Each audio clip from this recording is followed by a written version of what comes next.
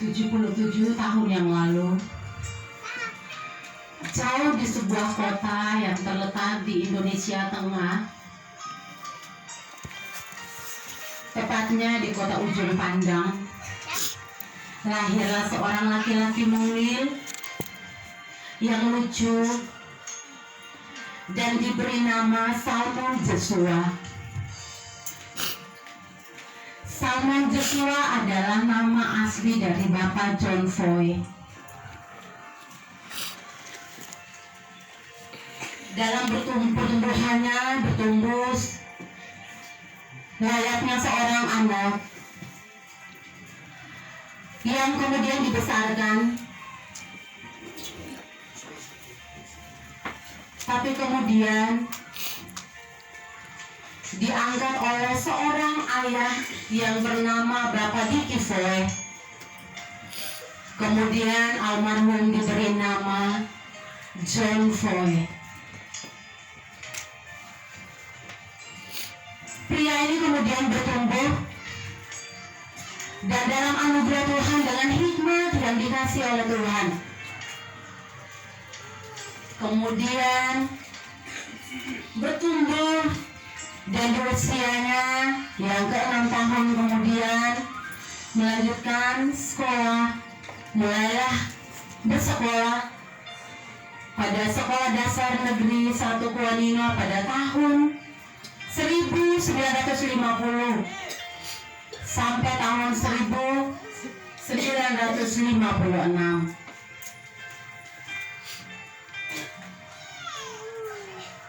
Almarhum John Foy lahir pada tanggal 27 Januari 1945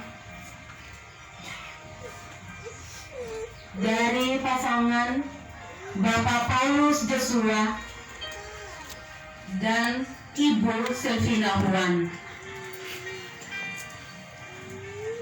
Tahun 1950 kemudian almarhum bersekolah dan menamatkan pendidikannya pada tahun 1956.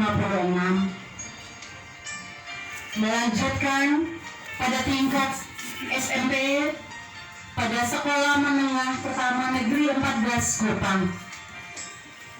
Tamat pada tahun 1959.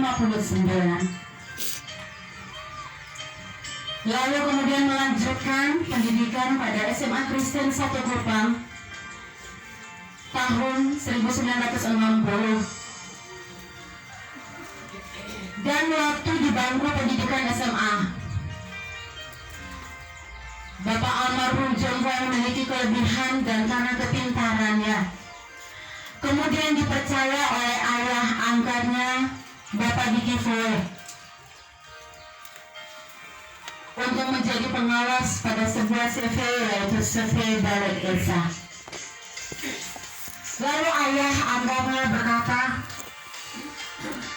"Kalau kamu ingin sekolah, raihlah cita-citamu setinggi mimpimu."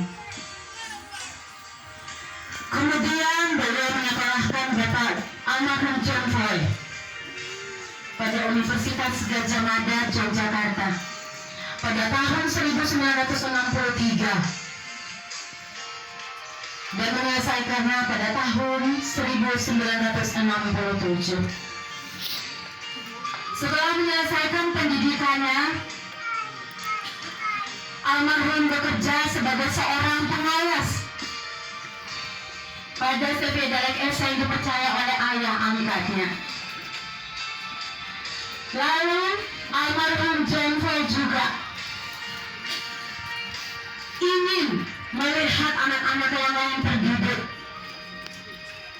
sehingga menjadi seorang guru pada Sekolah Dasar Kusamau. Almarhum John Foy juga adalah seorang pengacara yang bertugas di Jakarta sampai dengan tahun 1990. Kemudian dipindahkan dan bertugas di kantor Kejaksaan Soe.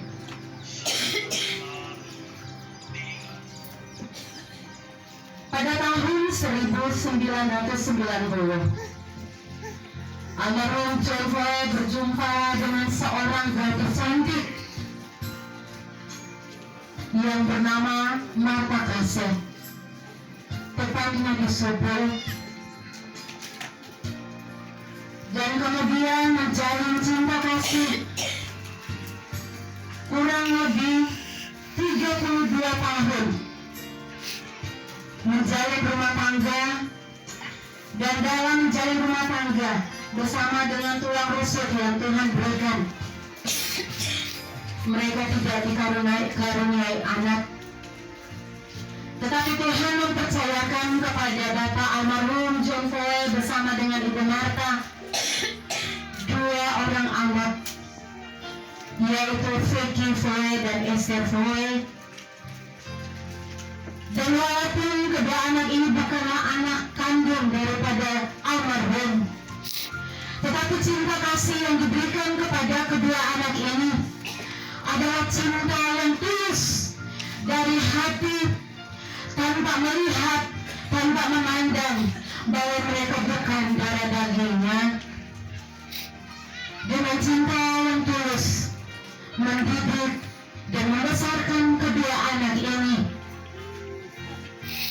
karena almarhum tahu bahwa ini adalah kepercayaan dan titipan yang Tuhan titipkan dalam pangkuannya.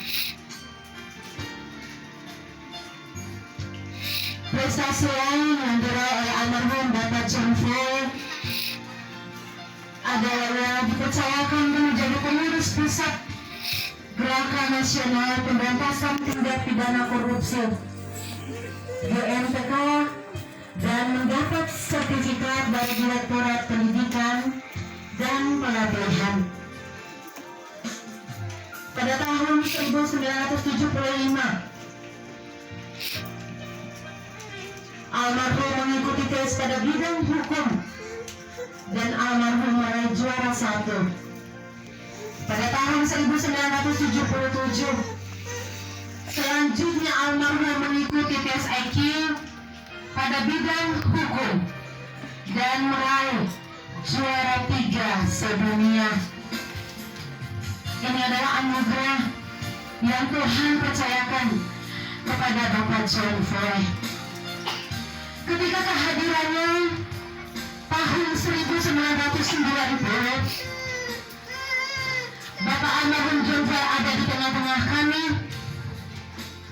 Banyak orang memandangnya dengan curiga. Banyak orang melihatnya dengan berbagai pertanyaan. Banyak orang melihatnya dengan curiga dan bertanya, ada maksud apa kehadirannya di Subul? Tetapi berjalannya waktu, kemudian banyak orang yang tadinya bertanya-tanya mendapatkan jawaban bahwa Tuhan mengirimkan seorang yang punya hati malaikat. Bapak almarhum John Floyd dikenal banyak orang. Kurang lebih 2 hari ketika beliau disemayamkan di tempat ini, banyak orang yang datang tidak kami kenal. Mereka hanya berkata, ketika kami di jalan kami mendengar Bapak John Floyd sudah meninggal. Sebelumnya kami tidak pernah kenal beliau. Kami hanya kenal ketika kami ada di pesta. Tapi satu kesan yang kami dapatkan dari Bapak John Floyd, di mana beliau ada, di situ semua beres. Semua kecurigaan yang pernah ada kemudian sirna karena kebaikan-kebaikan yang dilakukan oleh beliau. Semua rasa curiga kemudian sirna melihat hasil dari apa yang dikerjakannya. Bapak almarhum John Floyd kemudian dipercayakan dan juga ada bersama-sama melayani bersama dengan kami di gereja Subul. Banyak hal yang sudah dikerjakan. Dalam semangatnya, Tuhan mengizinkannya mulai mengalami sakit pada tahun 2019. pertama dialami adalah mengalami katarak. Lalu kemudian almarhum dibawa untuk berobat ke rumah sakit Leona Kupang. Tetapi karena kondisinya dan akhirnya harus dirujuk ke rumah sakit Sangatta Bali. Dan setelah dirawat beberapa waktu, almarhum sembuh. Tetapi dengan tugas dan tanggung jawab yang telah diterimanya, kemudian beliau bertekad untuk melanjutkan pekerjaannya dan talenta yang Tuhan berikan kepada almarhum sebagai seorang pengacara. Banyak orang yang tertolong, banyak orang yang mengalami kasih, banyak orang yang mengalami jamahan Tuhan, perpanjangan Tuhan melalui almarhum John Voigt. Dengan panggilan pekerjaan, kemudian almarhum menjalankan tugas di Bali dan sempat menginap di Hotel Niko, tetapi kemudian mengalami gangguan lagi pada kesehatannya dan dalam keadaan lemah dan tak berdaya. Almarhum mengalami jatuh ketika ada di kamar mandi dan kemudian harus dirawat di rumah sakit Sangatta Bali selama kurang lebih 3 minggu. Kemudian dalam perawatan tersebut almarhum mendapat kekuatan dari Tuhan dan kemudian almarhum meminta untuk kembali ke Subul karena ada istri dan anak-anak yang menanti dengan penuh harap. Ketika tiba di sini, kemudian almarhum diminta untuk melanjutkan terapi dan terapi itu dilakukan selama 6 bulan pada rumah sakit Siloam Kupang. Dan dengan terapi yang dilakukan, almarhum kemudian bisa berjalan kembali dengan menggunakan tongkat. Banyak usaha yang dilakukan oleh istri tercinta bersama dengan anak-anak karena satu harapan mereka adalah kesembuhan dari almarhum.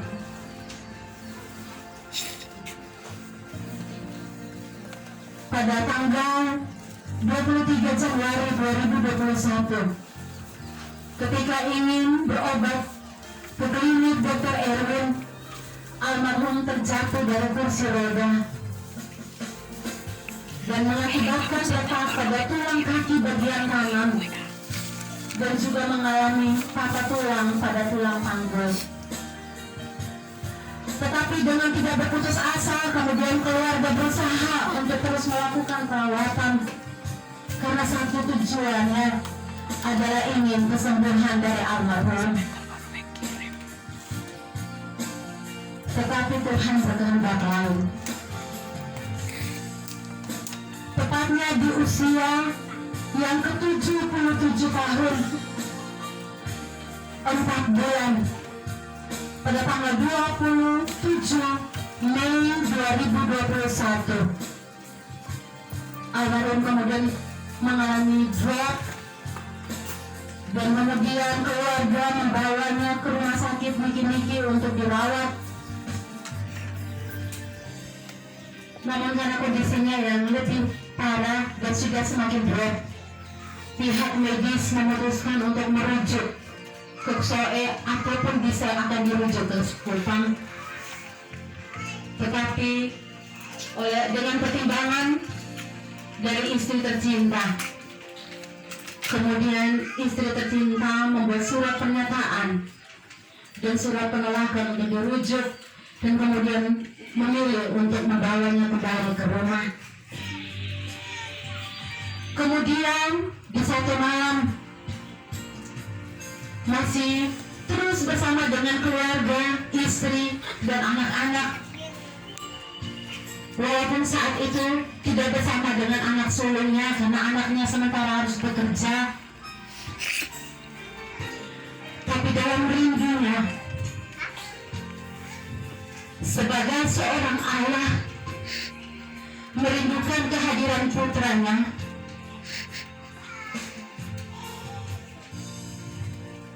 dan pada tanggal 28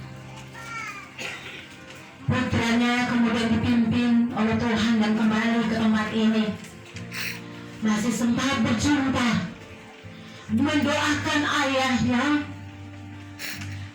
karena putranya menyadari kalau sekian lama ayah berdoa untuk saya,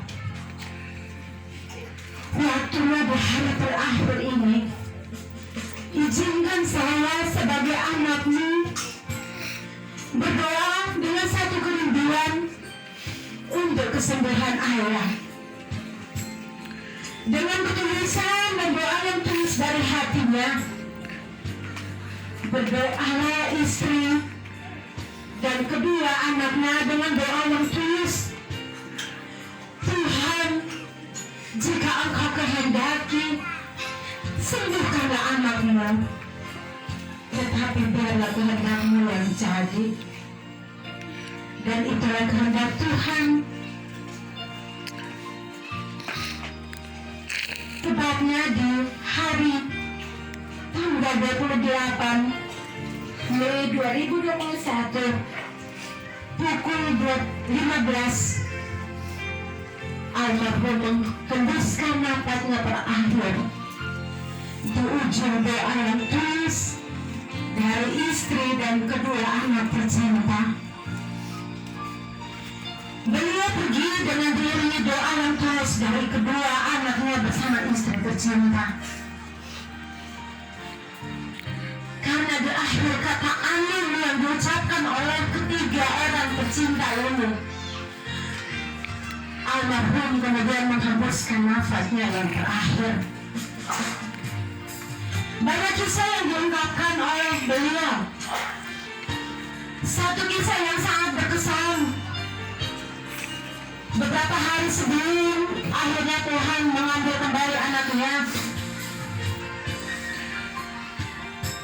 ketika almarhum Bapak John Fred dikunjungi oleh Bapak dan Mama Betty bersama dengan beberapa saudara, beliau menangis dan berkata, seharusnya saya sebagai seorang anak mengunjungi Bapak dan Mama, tetapi saya tak berdaya. Dalam kelembahan saya, Bapak dan Mama yang mengunjungi saya. Lalu beliau berkata kepada istri tercinta, berdoa supaya Bapak sembuh, karena Bapak harus pergi untuk mengunjungi Bapak dan Mama Betty. Dan ketika Bapak dan Mama Betty ada di tempat ini, beliau berkata, Mama, siapkan makan untuk Bapak dan Mama Betty. Lalu setelah mereka makan bersama, dan ternyata itu adalah makan bersama terakhir bersama kedua orang tua terkasih. Setelah makan bersama, beliau mengatakan, Bapak dan Mama foto dan Bapak kok. Dan beliau yang meminta Bapak dan Mama untuk duduk di samping kiri dan kanan beliau. Dan kemudian dengan senyum manis untuk terakhir kalinya, almarhum kemudian berfoto bersama kedua orang tua ini. Sebelum pulang, beliau masih menangis dan mengucapkan terima kasih. Adik-adik dan Bapak dan Mama masih datang kunjungi Bapak. Bapak mau sembuh supaya Bapak dikunjungi Bapak orang tua. Dan hari ini, walaupun almarhum John Fred sudah terbujur kaku, tapi saya yakin banyak kenangan, banyak cerita yang ditinggalkan untuk kita. Sebelum beliau mengakhiri kehidupannya, satu pesan dengan bangga menyampaikan kepada istri tercinta, kalaupun suatu saat Tuhan memanggil saya akan tetap bangga, karena saya sudah menyediakan tempat tinggal untuk Mama dan kedua anak kita.